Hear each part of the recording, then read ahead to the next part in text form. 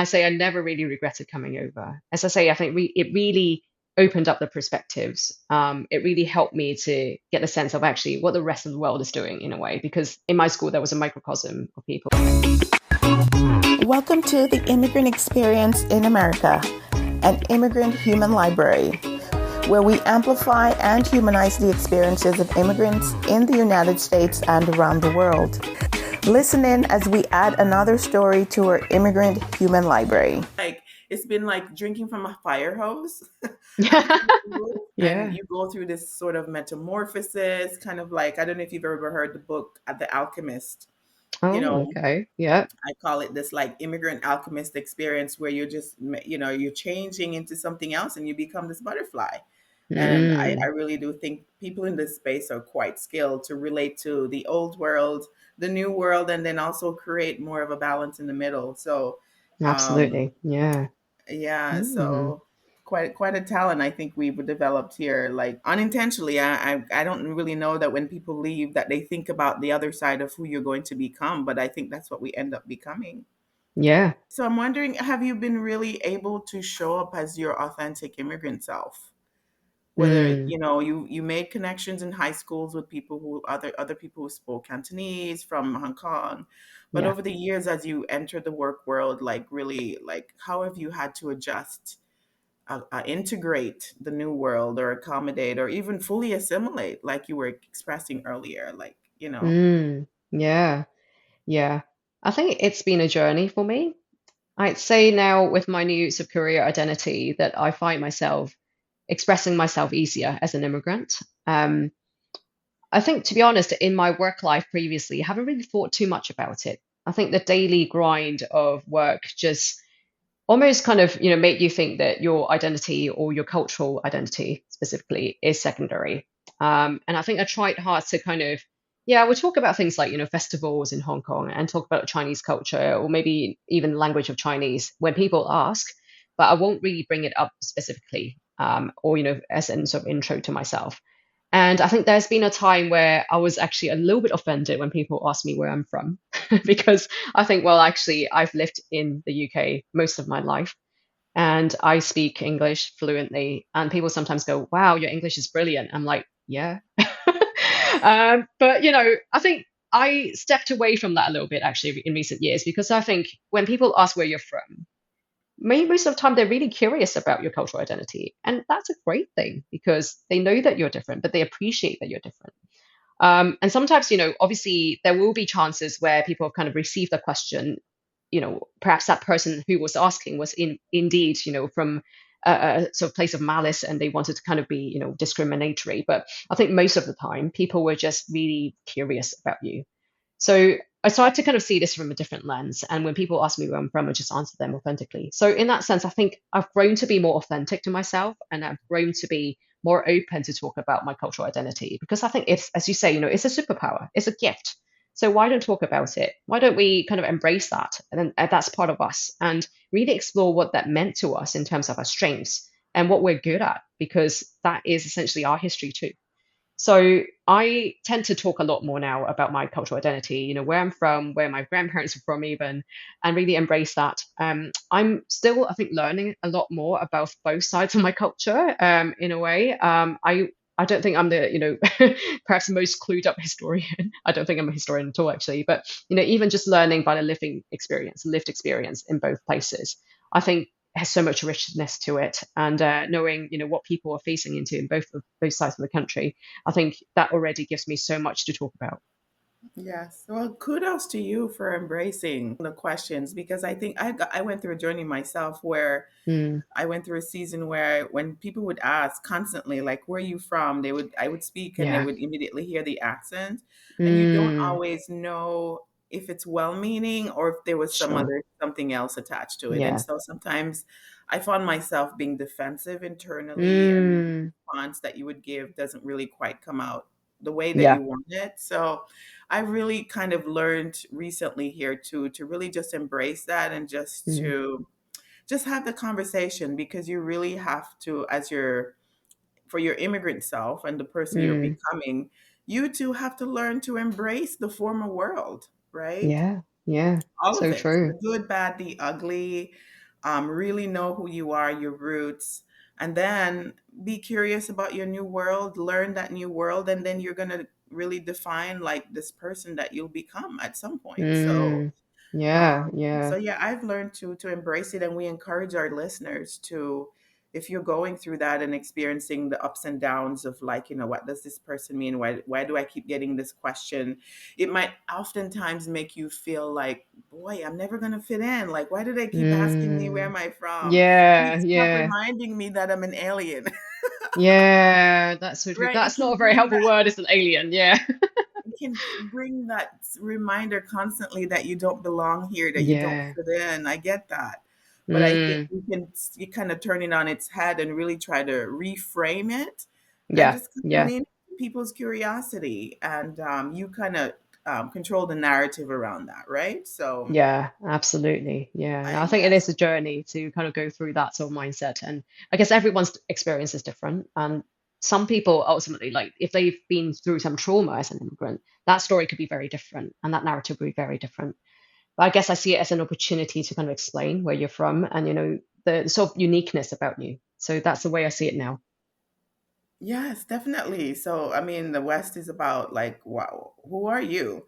Don't Mm, coach your or tell me about your achievements at work in light of the group and what we did as a yeah. team. They want to know, what did you do? Yes, What is your absolutely. impact? Yeah. What's your influence? What do you bring to the table? What's Yeah. your uniqueness? And so that's part of your uniqueness. You might Yeah. bring an extra language to the hard language or whatever other language you bring. Your perspective might be different. Embrace what that means for that Mm, diversity that's needed at the table. And a yeah. lot of times we kind of hide that because we feel like people are not going to embrace it, or it's going to make us stand out like a tall poppy and things like that. But I think we need to learn to embrace it. It can be very empowering. And Yeah, I think it definitely. brings a certain level of settledness about who you Mm, are in yeah. yourself, that you walk into a room and you're not, it helps support your confidence that you are okay with whatever this thing is that you bring to the table and who you are. I'm fine with it. So whether you like it or not, that's your problem, right? So I think Mm, we need to get there where we just really fully embrace who we are. yeah. And when we're not there, it can really work against us, right? Yeah, I think. absolutely. Yeah. Do you think you would make this decision again to leave Hong Kong? Has it been worth it? Do you think that you've become the person or that you kind of thought you would Mm, become? The decisions to study abroad, did it really pay off for you? yeah. Yeah. Yeah. It's such a hard question, isn't it? I think I wouldn't have regretted coming over. I would have still taken the decision. What would have been helpful, I guess, at the point of deciding was to really think about the longer term impact.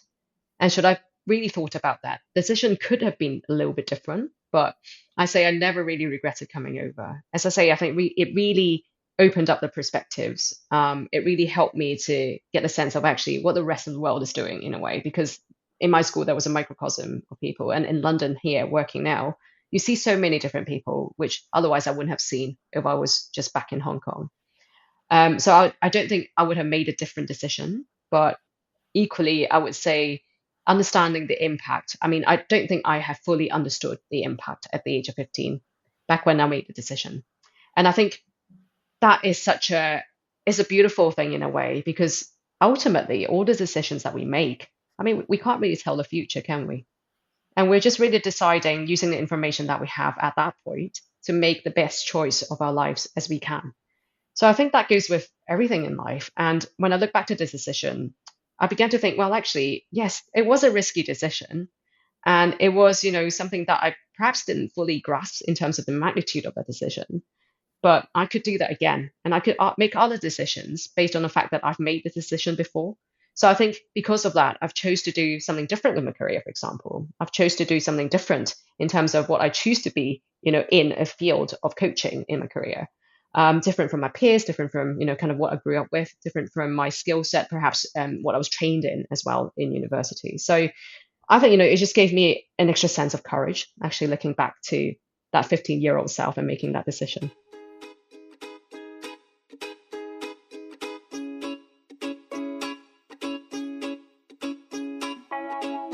Good, good, good. So I went through an experience recently where I realized I was kind of mourning the loss of my cultural self. You know, Mm, because if you had never left Hong Kong, yeah. you would be a completely different person. You know, Yes. my accent has changed.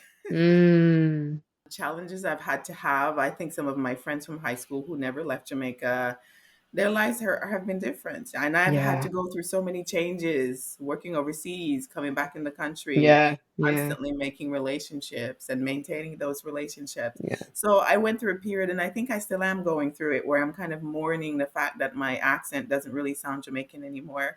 I'm reminded Mm, all the time when people talk to me, oh, you don't really sound Jamaican. You still have mm, it. There's something there. We can tell that you're not from here. But you know, that kind of thick Jamaican accent that identifies me as Jamaican, you know, and I get reminded from people who are fresh off the boat, as they say, still on the island, that I'm, you know, I'm not really one of them anymore. And so that really kind of mm. makes me sad. Yeah. So I Yeah. wondered, did you go through any of that where you feel like you're more in like, you know, maybe loss of some friends that you would have grown up with, the type of Yeah. life you might have had back on the in Hong Kong, or maybe you would have Oh, lived on yes. mainland China or something. Who knows? Yeah. Oh, yes. I think I do have that sense, and I share that grief actually that you were going through, even though we were from very different backgrounds. And I think I'm reminded of that every time I go back to Hong Kong, that I've left this place, and every time I go back, there's something, even if it's like a small thing that would have changed. Things like you see your parents aging a little bit, and you see perhaps, like my grandfather's passed away recently, last year, and going back to his house and feeling difference, and or even spotting that, oh gosh, that tree was there and then now it's gone. These are kind of things that we connected to, right, that we've left behind. And I definitely share that. And also relationships that we left behind, you wonder, what might have happened if I never left. Would I have been, doing the same job? Would I have been married to the same person? Would I have been, getting to know a group of friends that I know now? Probably not. um, so yeah, I guess it's all about kind of the path not taken. And sometimes I do have that sense of grief when I go back. I think being here kind of took me away from that a little bit, I have to say. Mhm. But yes, I think I share your sentiment, especially as I leave Hong Kong, at the airport every time. There's a sense of, wow, I'm leaving again as well. Yeah, you don't fit in like you used to. Mm, Yeah, yeah, yeah, it's a journey. it is a So journey. And I think, you know, the interesting thing is, right, a lot of people who are immigrants share that sentiment. So regardless of where you're from, there's so much commonality that we share as immigrants. And I think a lot of people that I get to know who even have been like immigrants, in recent years feel the same. And even more strongly, I guess, the sense of grief, the sense of leaving something behind, of breaking off some connections. um, I definitely say, I do treasure the relationships I've built here. And I try to keep in touch with people who are in Hong Kong as well. So actually quite proud, I'm proud of, the relationships that I've kind of sustained over the years with people who are in Hong Kong, who were, say, my best friends in secondary school or really good friends from childhood. I've kept in touch with them and try to see them every time I go back, although it's harder with kids and all that. Um, and I think these are the relationships that really matter, right? Because if you don't put in the effort, they're not going to last. And if you're in different places, they're going to disappear. yeah, So I guess it just goes back to show, how we see relationships as well as immigrants. And I think we always have the choice to sustain those relationships and put effort into those relationships we want to sustain. yes, yes. We definitely have to choose how we spend our time. It can get very busy and distracting over here on this side. Mm, And increasingly so in the collectivist world, they've been exposed to yeah. cell phones and so much, and so they're getting distracted. Yeah, that's very true. Yeah, yeah. I think some of my friends actually say, "Oh, if it wasn't for you coming back to Hong Kong, this year, we wouldn't have seen each other." And they are distracted from day to day, and you don't really think about, seeing each other on a daily basis. But when you see each other, you could still talk about the stuff that you were, talking about, and yeah, you can still catch up like old friends.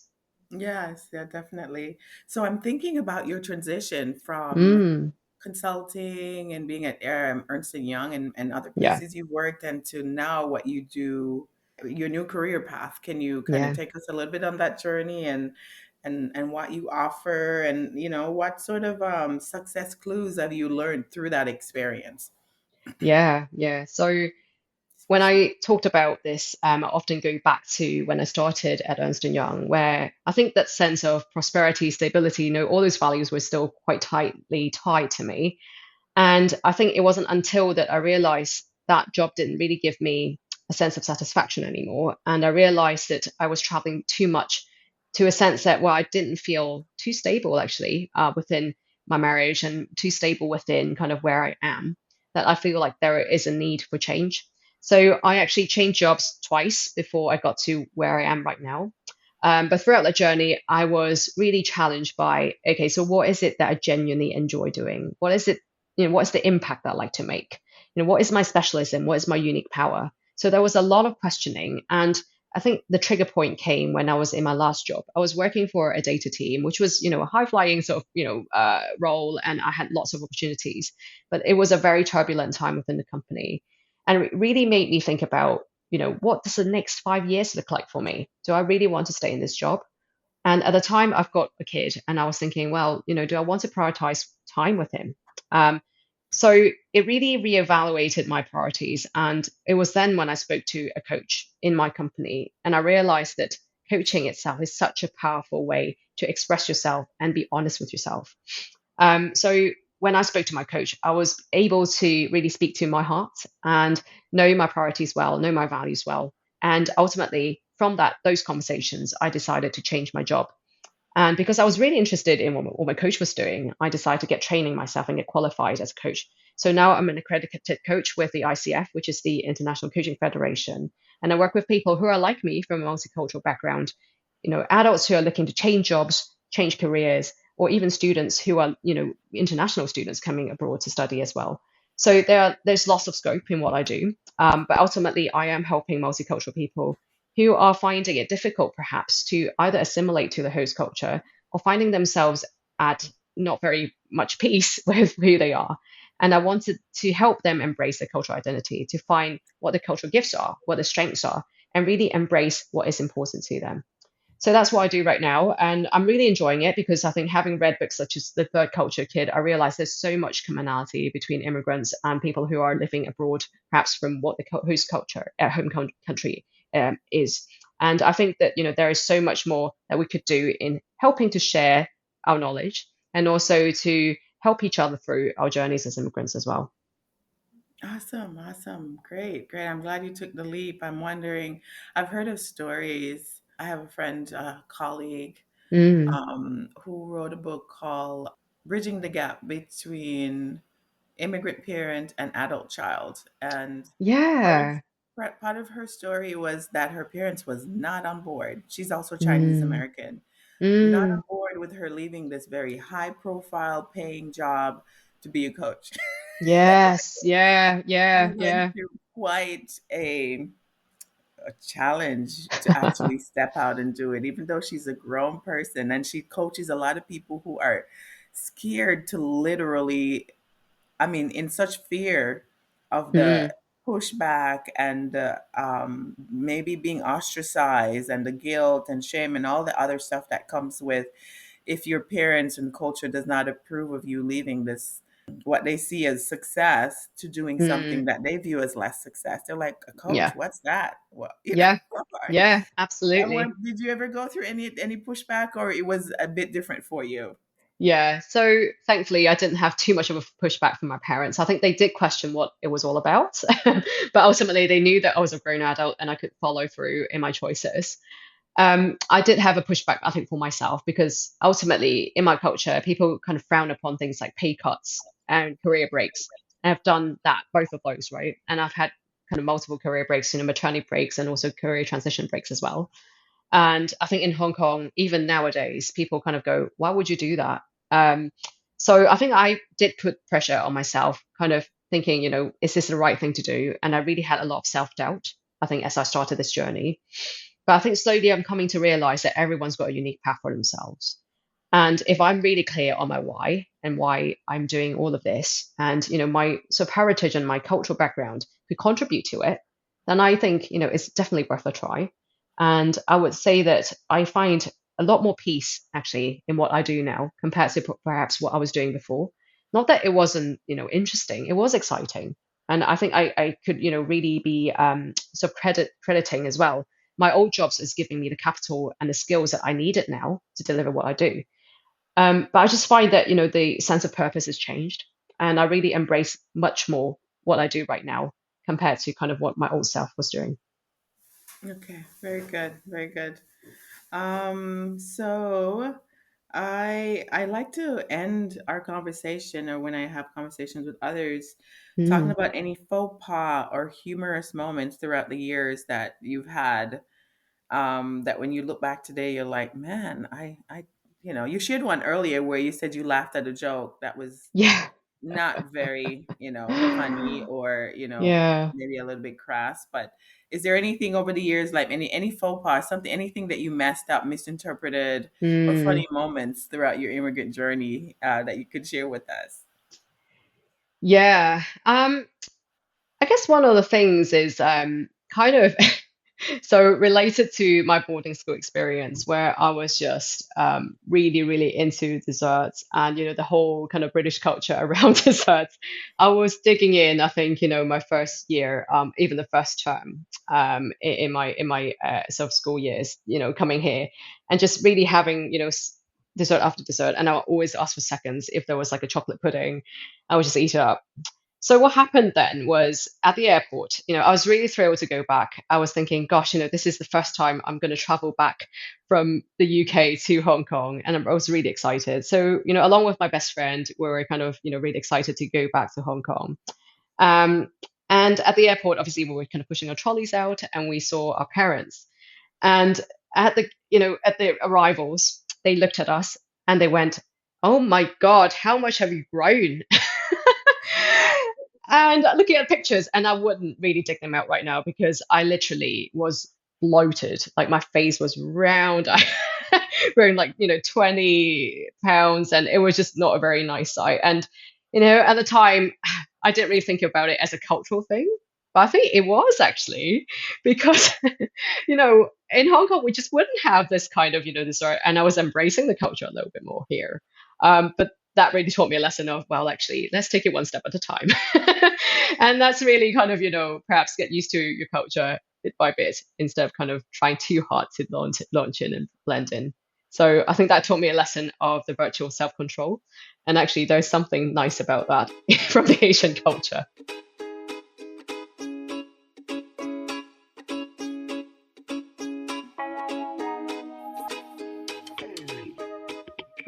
Good, good, good. Thanks for sharing that. So, in wrapping up, I'm wondering if you have any success clues or advice for immigrants who are going to listen to your story. Mm, What would you like to leave them? And then, if you can share, how would they find your service if there are others who are out there in pain, trying to figure themselves out, trying to make that transition to something that they feel more aligned with, more connected to, more meaningful, purposeful? Like, how do they yeah, find you, and so forth? sure. Yeah. Yeah, I guess my one piece of advice would be to treat your immigrant journey as an exploration. And I think one thing I would look back on and think I could have done better on is to really talk to people of different backgrounds. And what you find is there's so much shared commonalities and shared struggles between you, even if you're coming from a different country and perhaps have migrated for different reasons. And I think having done that, it really helped me to get used to myself, my cultural identity, and also embrace that experience a lot more as a person of color. And I think that is generally helpful, I think, when you're in a country where you probably look a little bit different to everybody else. So how to find me? So as I say, I'm a career transition coach who helps multicultural people to find their footing in transitions. And if you're finding yourself struggling with perhaps breaking away from a cultural cliche or finding yourself a little bit like a reject in your culture, come and speak to me. And actually, Simone, I really love to offer this gift, a three-part gift to your audience, if that's okay. So if you feel really stuck, I'm offering this workbook that I'll give you for free alongside a resource list that would help you navigate your career journey to really think through some logical questions that would help you decide on whether to perhaps stay or leave your job or even find a job in a new field. And in addition, I would like to offer a free workshop for those who are listening to really come together with those who are like minded and perhaps are thinking of a career transition like yourself too. And together we'll have a space together to talk about what you're facing into your struggles and perhaps what how your cultural identity may contribute to what you do and who you could impact. And thirdly, I would really like to bring audience on a journey via a one-to-one consultation. So this would be a very personalized call, and I would have just yourself in the corner call, and we would go through your struggles and the unique challenges that you're going through. And on that call, we could take away some actions and really then help you move forwards from your rut. So three-part gift on summieyeung.com/gift that is available now to anyone who's listening. Yes, and we will get the details of your website. Yes. You're on LinkedIn and probably other social media platforms as well if people just want to go follow you and Yep. connect Yep. immediately. Absolutely. I'm on LinkedIn, Summie Yeung. I'm on Instagram as well at summiecoach.me. And I have my website, summieyeung.com. So yes, feel free to kind of access all of them. I guess you might have to put them in the pot note, Simone, because my name sometimes is a little bit hard to spell as well. Yes, yes, we'll Thank you. definitely drop that in the show notes. Yeah. But it's been such a pleasure sharing this time with you, Summie. I think I've been calling you Sumi. Did I call Don't you worry Sumi at all. Yeah, before? that's completely fine. I mean, And I think I'm happy Summer. with both, to be honest. Yeah.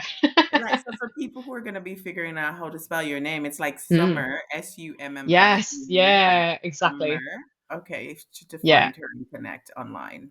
definitely. That's how I tell people to spell my name as well. Summer with an IE at the end. Yes, okay, okay. But it's been a pleasure listening to your journey and lots of nuggets you've shared there. I know I went through, figuring out what's next for me. I'm still going through Mm. it, and Mm. finding my belonging and embracing who I am fully.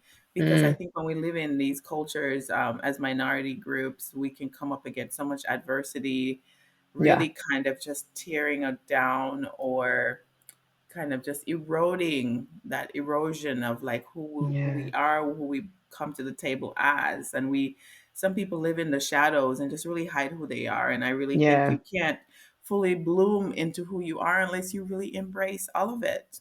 Yeah. And so Absolutely. we encourage you to do that. And I'll put a little plug in for my book that's in the works called Hmm. Decoding America Mm. and Coming Home to Yourself, the Immigrant Experience. I'm excited to be dropping that here in the next few months. And I'm just so happy to have connected with Summie, Yeah. That's all right. Yeah. because we're so aligned with what we're doing Yeah. and trying to help people really get to a better place, a place of peace, more alignment, more purposeful living, right? It is possible to be flourishing as an immigrant. You really don't have to continue to struggle throughout the Mm. entire time, right? Because I think a lot of people think as immigrants, you just have to work four times harder. Yeah. You're just constantly on the grind, just struggle, struggle, struggle. But Yeah. it is Yeah. possible to get to a place of ease Yeah. and flourishing and thriving in your new country. Yeah. Oh, yes. That resonates with me so much, Simone. And I think the word that popped up in my mind is acknowledgement. So acknowledging yourself, acknowledging where you're from, acknowledging what you might be facing in the future. And having that, I think, would help you go a long way as an immigrant. And I'm so glad to have connected with you, Simone, because I think, as you say, we share so much in common. Even though we're from different backgrounds, we live in a different country right now, I think we could talk to that experience. And yeah, I'm just so privileged to be here, Simone, and very honored to be your guest. Thank you so much. We're building the tribe. Ah, indeed. Yes, brick by brick, people by people. Yeah. Yes, yes, yes, yes. Yeah. Well, have a beautiful afternoon over there in London. Thank you. Is it Yeah. raining now outside? It is. How did you get, Simone? I've heard the stories. It rains Oh, all yes. the time. Oh, I think summer has been and gone, unfortunately. But I wish you a beautiful day and hopefully it's more sunny over there. Yes, yes, it's coming out, peeking out. But Ah. that's something I didn't ask you. Like, how have you managed like living in a place with the weather? So, is it quite different from Hong Kong? And has it really? Some people actually struggle with adjusting to climates, like when it's like Yeah. very Yeah. cold, Yeah. Yeah. Yeah. wintry, Yeah. and dark, and Yeah. they're Yeah. coming from like very tropical places with lots of sunlight. Has it Yeah. affected you at all? So I think I've been here long enough to witness the difference. But and be assimilated, I guess, in that sort of sense. But I know a lot of people who have a massive cultural shock. Especially if you arrived in winter for the first time. Oh my goodness, the day is going dark at 4 o'clock, 4 p.m. I think people were just so put off by that. And a lot of people choose not to come in the winter. And they almost do this thing like where they're kind of like migrating birds, right? Where they stay here during the summer and then go back to their home country every 6 months, to spend the winter. But I guess it ultimately kind of depends on where you're from. But I mean, I did have a bit of a shock when I was in high school facing into this weather. But I think I've assimilated to that now and I feel much more at ease. Very good. Glad to hear it. We thank our listeners around the world, and we appreciate your continued support as we build our human library. Please remember to give us a 5-star review, subscribe, and share with your friends, family, and circle of influence.